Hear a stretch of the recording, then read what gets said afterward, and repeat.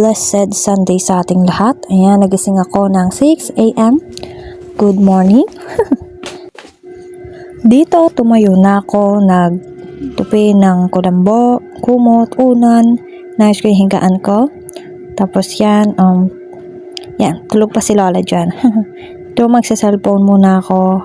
Tapos maya-maya, magwawalis na. Okay, magwawalis na ako.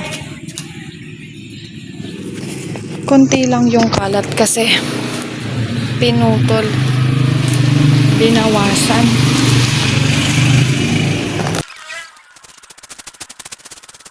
Ayun na nga, dito makikita nyo na nagwawalis na ako. Ayan, andyan pa si Lola nagtitingin ng bawas na puno. Nagising na siya. Yan, ang konti lang yung nakuha kong kalat dyan kasi nga, gaya ng sinabi ko, pinutol or nabawasan yung puno before ako mag-video dyan. Bigo na. So, ayun na nga, pagkatapos kong magwalis sa harap, dito, kinuha ko lang yung tuwalya ko, tapos diretso na sa CR para maligo. Be right back. Wow. So, ayun, tapos na akong maligo. Di mo na ako nagbihis dyan ng pang-alis kasi kakain muna ako ng breakfast. So, ayan. Diyan, nakasandok na ako ng pagkain ko. Kakain na ako. Magbibideo sana ako dyan habang kumakain ka. So, dumaan si Lola ko. Sabi niya, kumakain, nagsiselfone ka. So, tinigil ko. Kaya yan, ka-video ko. Tapos na akong kumain. And magugas na lang ako ng plato. Tapos, magbibis na ako. Yun lang. Balik ako. Okay, ayun. Naka-ready na tayo. Waiting na lang sa sundo. Alright, ayan, nandyan na siya sa tricycle. Dito hindi ko na video yung pagdating ng mga pinsan ko. So, ayan, papunta na kami ng church.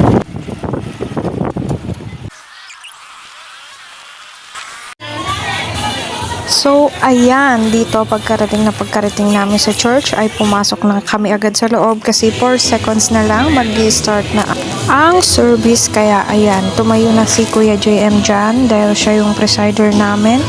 Nag-start na at pina-turn off na yung mga cellphone kaya hindi ko na video yung pangkalahatang gawain.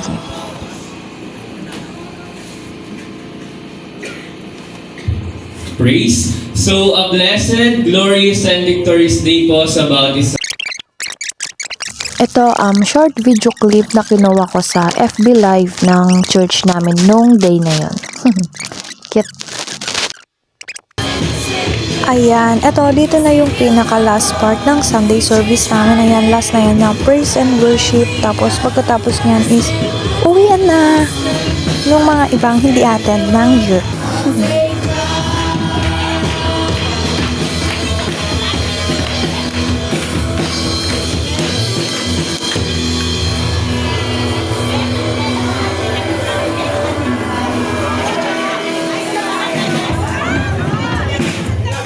So, ayan, natapos na nga ang mass. Pagkatapos ng mass is konting pahinga lang. Tapos, magliligpit na agad. Mag-ayos ng mga table, chair, kasi dyan kami kakain mamaya ng lunch. Ayan, dito po tayo, kumakain na kami ng lunch namin. Kasi pagkatapos nito, may youth service pa nga.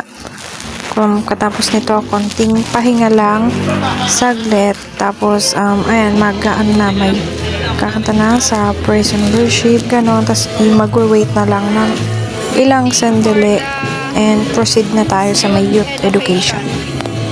Every man according as he purposeth in his heart. Dito, ayan, nag-start na nga ang aming youth education. Ayan, sobrang sayo niyan kasi isa-isa kaming pinatayo dyan.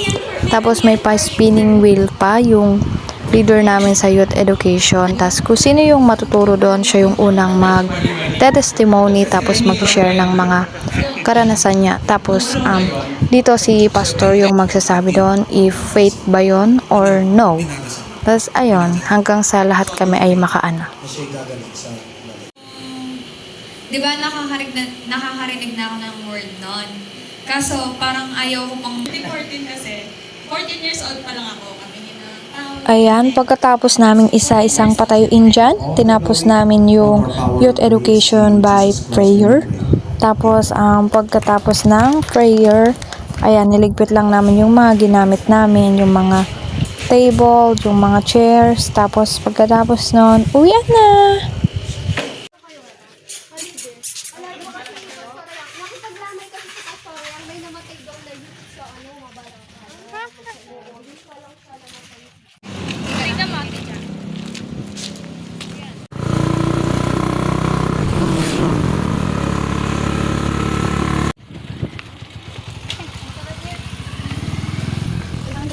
Oh, ayan. After ng aming youth service, dumiretso kami dyan sa bahay nila tita. Mandatory na yan sa akin every Sunday kasi ganyan naman yung ganap ko every Sunday.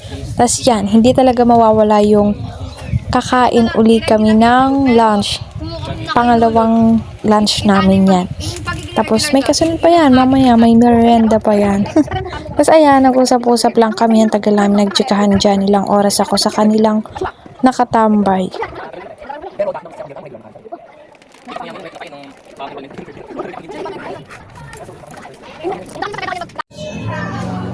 Italis na po ako. Tapos ayan, after ng napakahabang tambay sa bahay nila, ayaw pa akong pauwiin ni tita. Pero umuwi na ako, syempre wala siyang magagawa. It's 5:30. We're going to buy Yetito. Tapos na tayong pumunta kila tita. Punta tayong palengke.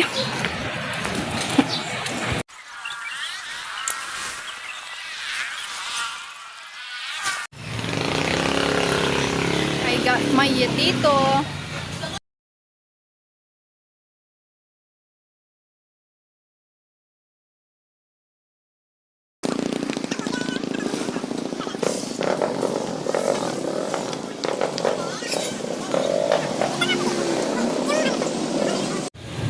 Des, ikaw nag-ayos nito na. Donut. Thank you po. I got my donut. So ayun, galing ako sa bahay nila tita. Dumiretso ako ng plaza, bumili ako ng gitito, tsaka ng donut. Tapos tumambay lang ako doon para akong baliw, mag-isa ako nakatulala.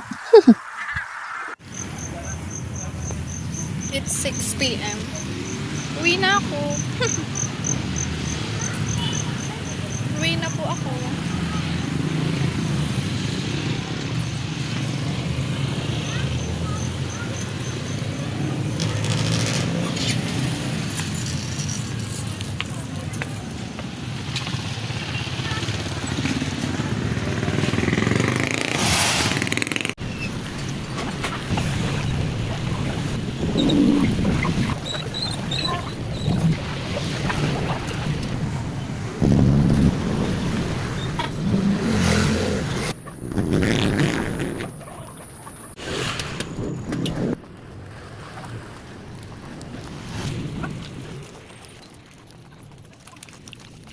Po.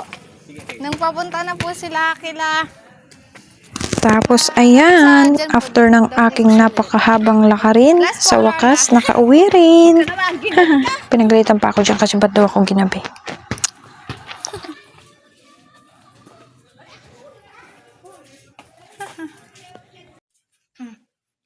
Dinner time! Ayan, inayan ako ni Lolang mag-dinner dyan. Siguro nagutom na siya. Kaya kumain na kami ng dinner.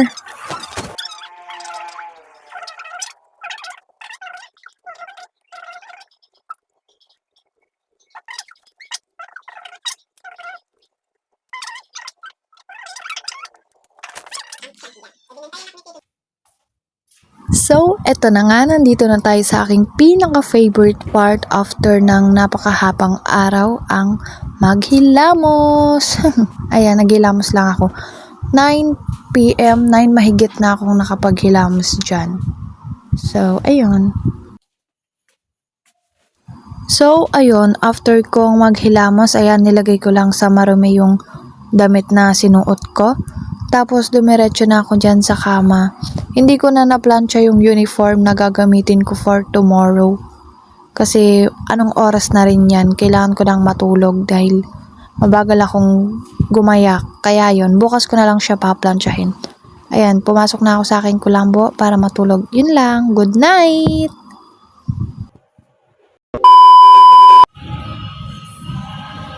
Okay, ayan, dito na po tayo sa aking reflection or insight sa aking A Day in My Life vlog.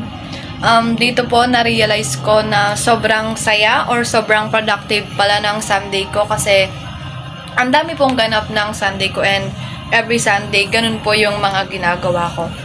Dito din po na-realize ko na hindi lahat ng plan natin is masusunod. Pero yung sa akin naman po is nasunod naman po, pero syempre may mga pagbabago po. Kagaya na lang yung sa may pagwawalis ko sa harap is nung before Sunday po na magbibideo ko is pinutol po yung puno sa harap namin. So nabawasan po yung kalat. Hindi na po siya kagaya ng last Sunday ko na pag morning is marami po akong kalat na nawawalisan. Doon po is meron po akong nakuha pero konti lang. Tapos may hindi rin po nagawa yung about sa yung sa gabi na po, yung kailangan ko pong i-ready yung mga gagamitin ko for tomorrow kasi po may pasok po ako ng Monday. Hindi ko po na-plancha yung uniform ko which is na dapat gagawin ko pero hindi ko po nagawa kasi nakatulog po ako. Yun lang po. Thank you po.